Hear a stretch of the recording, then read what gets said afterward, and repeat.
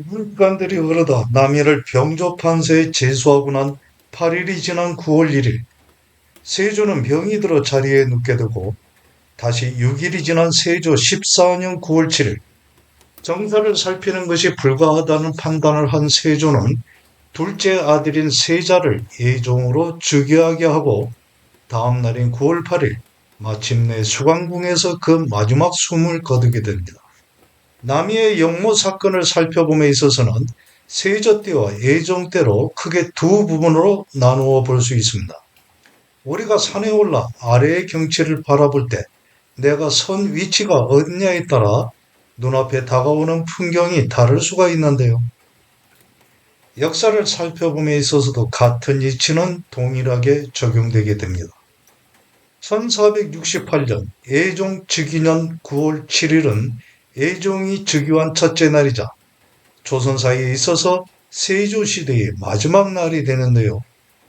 남이에게 있어서도 이날은 생가사의 갈림길이 시작되는 날이 되기도 합니다. 남이 가림막이기도 했던 세조가 그 힘을 잃고 떠나가니 피하지 못할 태풍이 갑자기 밀어닥치게 되는데요. 예종 즉위년 9월 7일, 예종은 즉위한 첫날에 남이를 병조판서에서 다시 겸사복장으로 정이품에서 종이품 벼슬로 실질적인 좌천 인사를 단행합니다. 남이가 병조판서에 임명된 날, 형조판서 강희명이 중추부지사 한계희에게 말하기를 남이의 인물됨이 병사를 다루기에는 적합하지 않다 하였는데 한계희가 예종에게 아뢰어 이 일이 이루어진 것인데요. 아마도 얼마 전부터 이미 준비되어진 일이라고 어렵지 않게 생각하게 되는 경우일 것입니다. 예종이 즉위하고 47일이 지나간 날인 1468년 예종 즉위년 10월 24일, 날이 어두워지자 병조 참지 유자광이 급히 달려와 승지 등에게 알리니 승지가 유자광과 함께 임금에 있는 곳에 가 승전황관에게 고할 것을 요청하자 얼마 후 문이 열리고 예종 앞에 다가간 유자광이 아랍니다. 내병조는 궁궐의 호위 등을 위해 궁궐 내에 설치한 병조에 속한 관청입니다. 일전에 신이 내병조에 숙직하러 갔더니 겸사복장 남이도 입직하였는데 남이가 말하기를 세조께서 우리 대하기를 아들과 같이 하셨는데 이제 붕어하셨으니 사람들의 마음이 의심스럽다. 아마도 간신들이 난리를 일으키면 우리는 개죽음할 것이니 너와 나는 세조의 은혜를 갖기 위해 충성을 다해야만 한다. 하기에 신이 말하기를 간사한 사람이 누구라고 난을 일으키겠는가 하니 남이가 김국광이 정사를 주물으면서 재물을 탐하기만 하니 이런 무리들은 죽이는 것이 옳다. 또 노사시는 매우 어리석은 자인데 너도 아는가 하여 신은 무슨 일로 이런 말들을 하는가 하였습니다.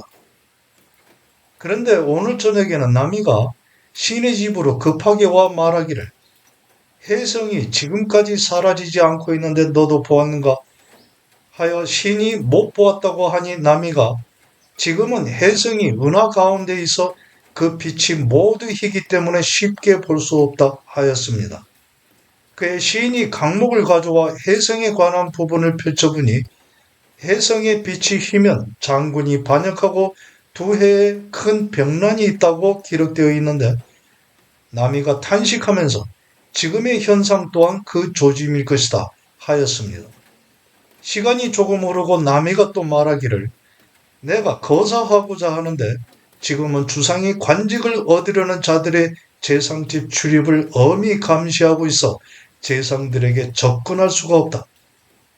그러나 수강궁은 허술하여 바깥에 노출되기 쉽고 그러니 반드시 경복궁이어야 가능할 일이다 하였습니다. 그의 시인이 이같이 큰 일을 우리만으로 가능하겠는가? 어떤 사람과 같이 모여야 하였는가? 주상은 반드시 창덕궁에 오래 머무를 것이다 하니 남이가 내가 앞으로 경복궁으로 옮기게 할 것이다 하여 시인이 어떻게 하려는가 하니 남이가 어려운 일이 아니다 하였는데 이어 말하기를 이런 말을 너에게만 하였으니 내가 혹시 고하더라도 내가 부정하면 너는 반드시 죽게 될 것이고 내가 비록 너를 고한다 하더라도 네가 숨기면 나는 죽게 될 것이므로 지금까지의 말들은 셋 이상이 모인 자리에서는 할 수 없는 일이다. 또 세조가 백성 중 장정들을 다 뽑아 군사로 만들었기 때문에 백성들의 원망함이 지극히 깊어 더 이상 미룰 수 없다. 나는 호걸이다. 하고는 시인이 술을 대접하려고 하니 벌써 취했다고 말하고는 마시지 않고 갔습니다. 마치 고대 설화를 읊어가듯 장황하게 이어가는 유자광의 말을 한 번도 끊지 않고 다 듣고 난 예종이 자광에게 묻습니다. 그러면 어떻게 처리해야 하는가? 그의 자광이 답합니다. 밤에 가서 체포하려 하면 혹시 도망가 숨어버릴 것이 염려되니 날이 밝기를 기다려 한 사람에게 명패를 가지고 가게 해서 부르면 잡아들일 수 있을 것입니다.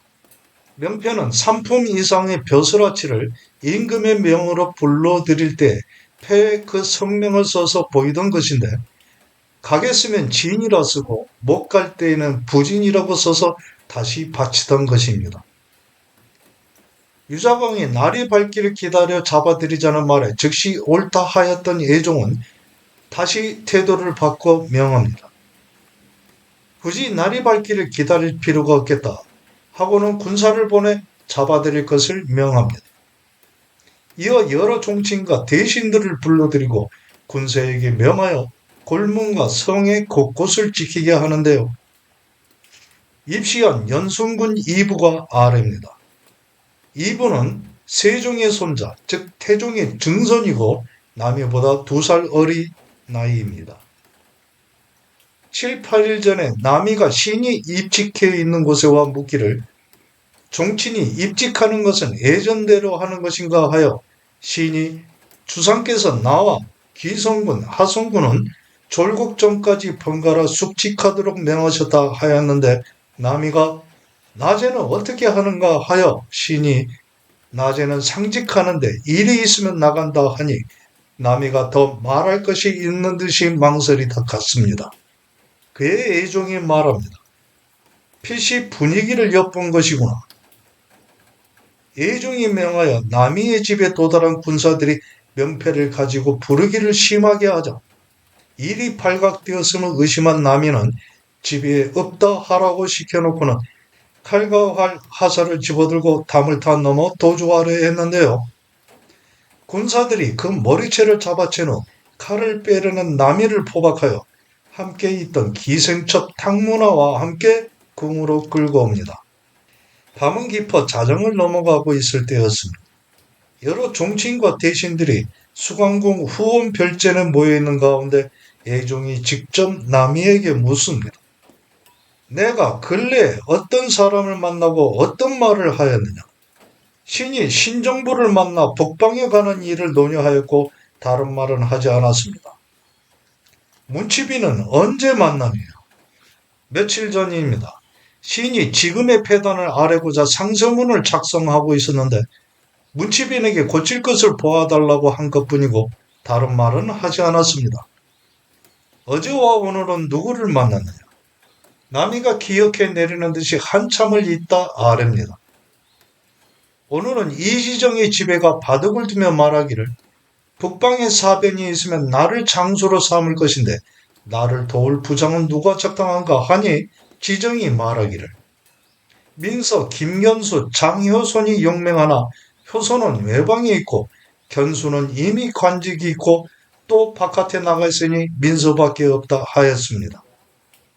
그리하여 시인이 민서의 집에 가 서로 지난해 거산의 전투에 관해 말하고 또 북방의 소식을 말하였는데 민서 또한 국경일의 중요함을 말하고 별의 이상현상에 대해 말하기에 신이 별의 현상이 이러하면 사람들이 방황하게 되는데 근심이 없겠는가 하였고 이어 술을 마셨을 뿐입니다.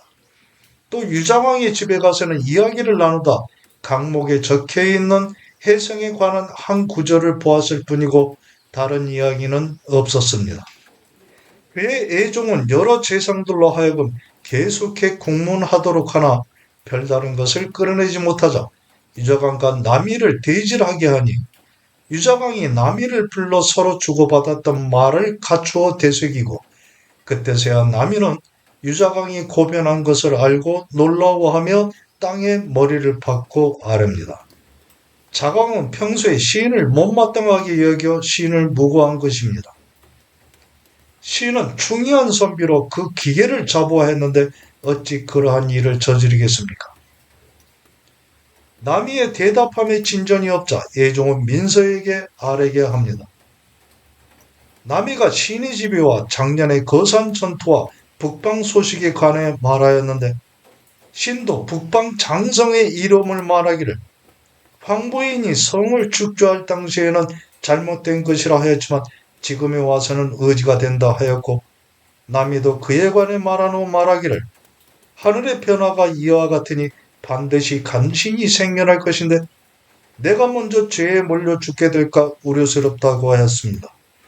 시인이 그 말을 듣고 놀라워 그 간신이 누구인가 하니 상당군 한 명에 달하 하여 시인이 왜 아뢰지 않는 것인가 하니 더 상세한 것을 알고 나서 아뢰고자 한다 하고는 술을 마시고 갔습니다. 시인이 즉시 아뢰고자 했으나 자세한 내용이 없어 아뢰지 못한 것입니다. 예종이 남이에게 답할 것을 명합니다. 시인이 민서와 말한 것은 사실입니다. 한명회가 일찍이 시인의 집에 와 적자 세우는 일을 말하였는데 시인은 그것이 난을 도모함이라는 것을 알았습니다. 그 말을 들은 한명회가 아뢰기를 시인은 일찍이 남이의 집에 가서 남이와 그런 말을 하지 않았습니다. 남이와 마주하여 밝힐 수 있도록 하소서. 그의 예종이 답합니다. 이는 모두 남이가 거짓으로 꾸며낸 말이니 따로 밝힐 것이 없다. 경은 자리를 지키라. 이지정에게는 곤장 30여대를 때리며 물이니 아뢰입니다.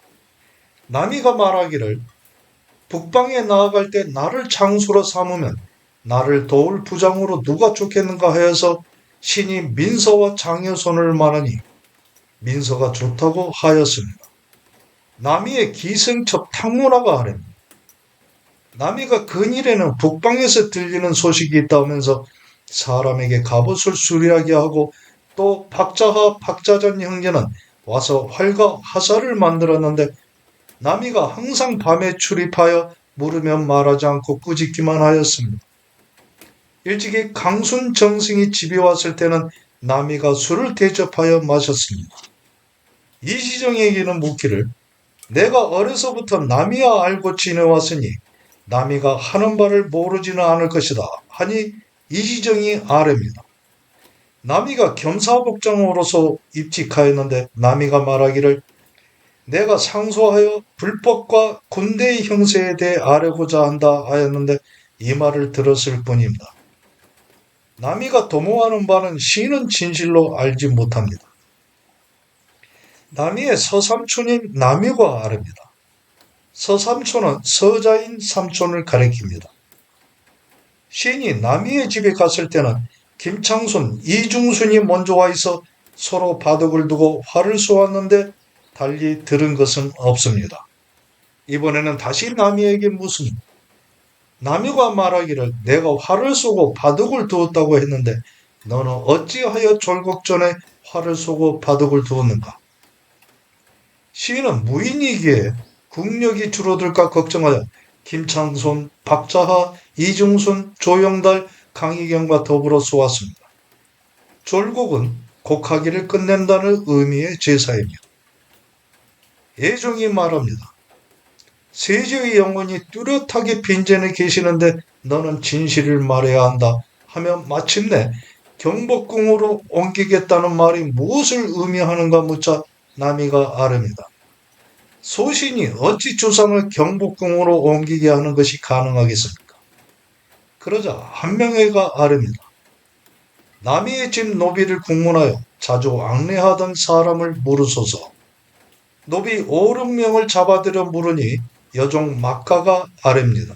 그니를 정승이라고 하는 사람이 왔었습니다. 지금 정승이 많이 있는데 내가 본 사람이 누구냐? 성명은 모르겠으나 검은 수염이 많은 사람이. 그 말을 듣고 강순이 아뢰입니다. 시인이 강태감의 집을 사고자 하여 지나다 남이의 집에 들어갔었습니다.